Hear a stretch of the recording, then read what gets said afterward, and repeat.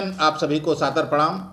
मेरे YouTube channel सच्ची बातें खरी खरी में आपका हार्दिक स्वागत है, अभिनंदन है और वंदन है। मैं राजेश पटेल। साथियों, कमल कीचड़ में ही खिलता है, ये आप सभी लोग जानते हैं, मैं भी जानता हूँ। और बीजेपी ने न केवल इसको सैद्धांतिक तौर पर बल्कि व्यवहारिक तौर पर भी करके दिखा दिया है। वह कमल 2024 में कमल खिलाने के लिए कीचड़ बनने की पहली शर्त पूरा कर रही है। पतित से पतित लोगों और भ्रष्टाचार के नाले में गोते लगा रहे नेताओं को जिस तरह से उसने आश्रय दिया है, देश की राजनीति में उसकी कोई दूसरी मिसाल नहीं मिलेगी। कमलनाथ तो कमल है ही, उनका सीधा बीजेपी से रिश्ता बनता है। नाम ही कमलनाथ है और बीजेपी का चुनाव चिन्ह कमल है। वह केवल नाम से नहीं बल्कि अपने पूरे वजूद और बुनियाद के साथ उसके करीबी हैं।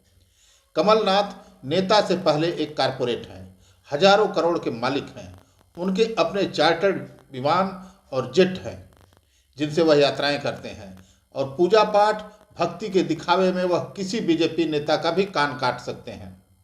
मध्य प्रदेश के चुनाव में गली का कोई चुनाव दफ्तर बगैर पूजा पाठ के नहीं खुलता था और खुद ऊपर से नीचे तक भगवा रंग में रंगे रहते थे। जनचौक के फाउंडिंग एडिटर श्री महेंद्र मिश्र ने एक आर्टिकल लिखा है जनचौक पोर्टल पर। उन्होंने लिखा है कि जिस समय बीजेपी बाबरी मस्जिद ढहाए जाने का गौरवगान नहीं कर रही थी, उस समय उसको गिराने का श्रेय यह सज्जन राजीव गांधी को देना नहीं भूलते थे। सज्जन मीन्स कमलनाथ। और तकरीबन हर सभा में उसका जिक्र करते थे।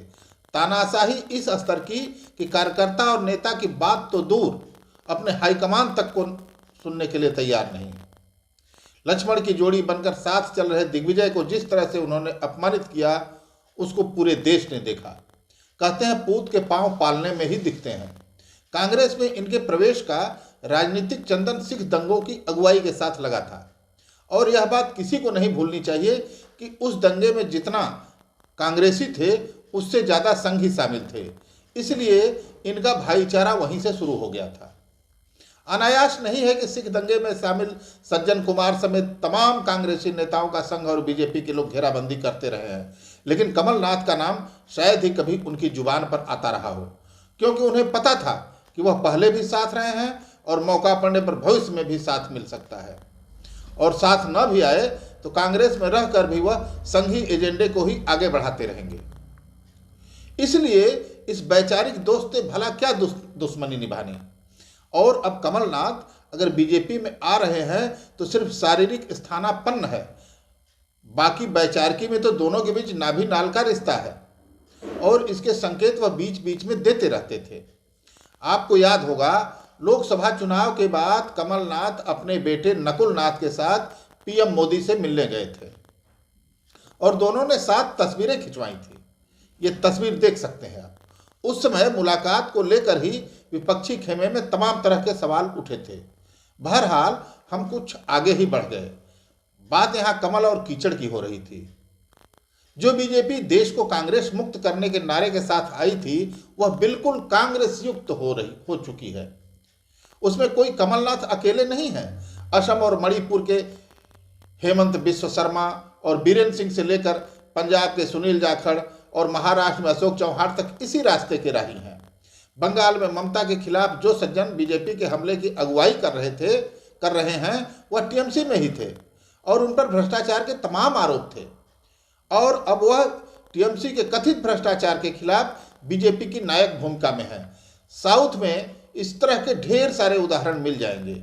वहां तो बीजेपी दूसरों की ही बैसाखी पर आगे बढ़ने का मन बना चुकी है।